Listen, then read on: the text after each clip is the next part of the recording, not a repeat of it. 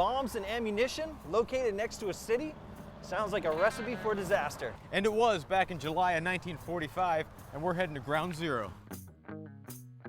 Luke and Jock are off to meet Lieutenant Commander Brian Hammett at the Bedford Ammunition Depot. They're in for a blast. Hey, Brian. Yeah. Hey, I'm Luke. Luke, good to meet you. Good to meet you too. Brian. I'm Jock. John, good to meet you. So you guys are here for a tour of Bedford's Ammunition Depot. That's right. We All want right. to see your guns and ammunition. Sounds good. It's 1945, and Magazine Hill is one of Canada's major providers of military ordnance. Down the road is Halifax. World War II is just wrapping up, and the soldiers can't wait to get home to their families. But on July 18th, there was trouble. Munitions were being removed from ships, but not safely stored on shore. A powerful explosive ignited shortly after, creating a giant explosion that shook the ground for miles.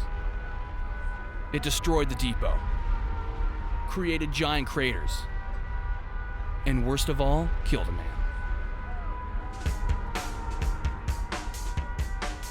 A series of mini explosions continued throughout the night and into the morning of July 19th.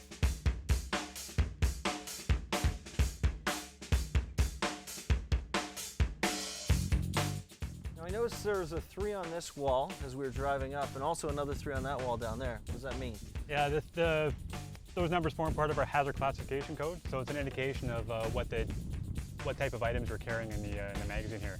So a 3 in this case is a smoke or pyrotechnic hazard, and that's the big numbers outside the building. Just let the firefighters know if they're responding to emergency here what they can expect.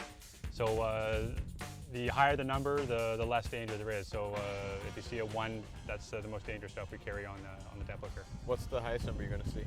4. 4. So we're fairly safe in a 3. Relatively safe, absolutely. All right. And the door seems to be already open. Yes, Dwayne, one of our supervisors, is kind enough to open this for us. So all I'm seeing are boxes and steel boxes and crates. What exactly is housed in this? Well, like I said, the 3 denoted smoke and pyrotechnic explosives. So these are all the various types of smoke and pyrotechnic ammunition that we have in here. So there's para flares and smoke grenades and signal markers, life-saving equipment, that kind of thing. Okay, are they ready to be used right now? Can we pop one out and fire it? Well, technically you could. You can open a box, break the seals, and activate the ammunition, but we obviously don't want you to do that, right? So whenever these things are going to be sent to a ship to be used or issued, they'd go from here in the storage magazine down to a transit facility. They'd be opened up there and then packaged up to be sent to the ship.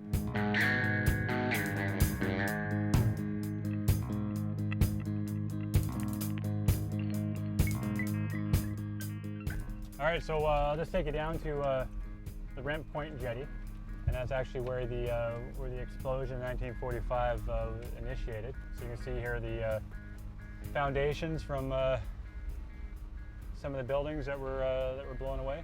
Actually, I saw a hole in one of them. Can that be a tunnel entrance? Yeah, possibly, but there are no tunnels here. Got no underground installations.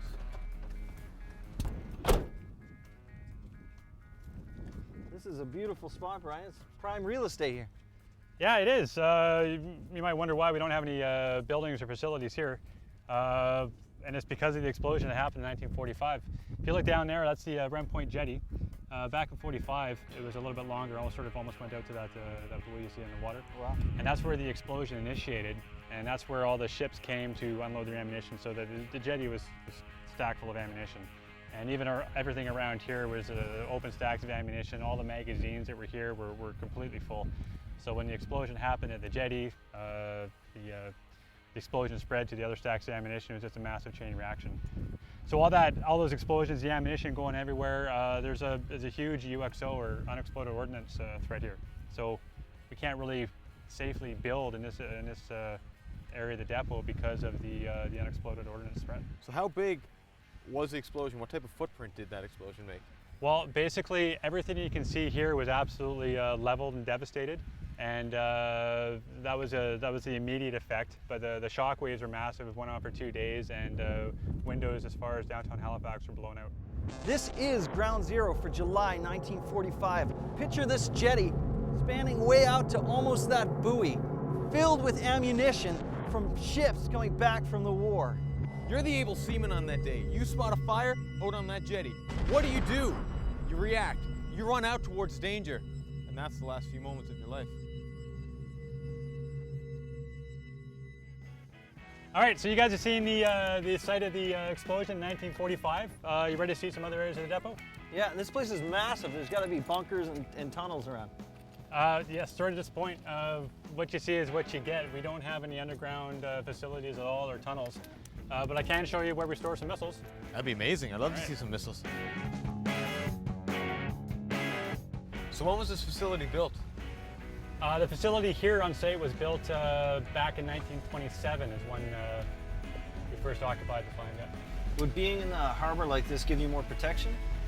Oh yeah, absolutely, because when there was a danger of ships or aircraft attacking an ammunition depot, then they don't want it right along the coast.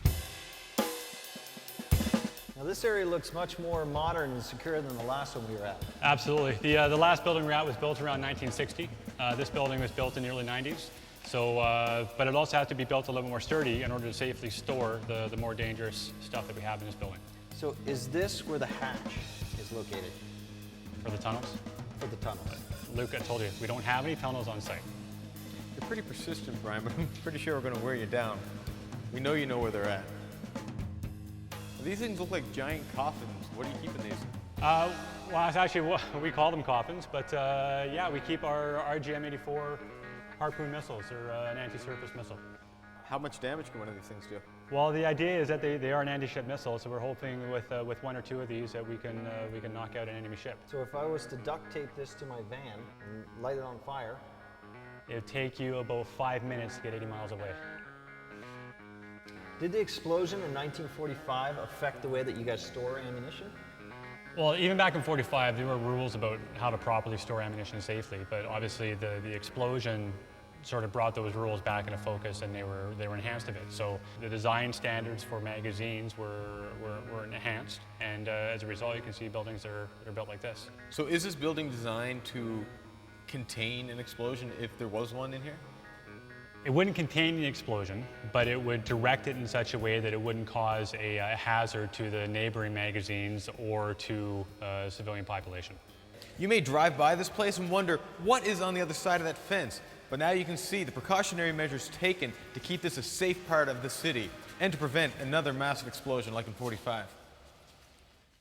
Well, thank you very much, Brian, for showing us around. Not many people get to see this facility. Oh, it's my pleasure. It's nice to have you guys here to be able to show you guys around. It's kind of a bummer we didn't see any underground bunkers or tunnels, though.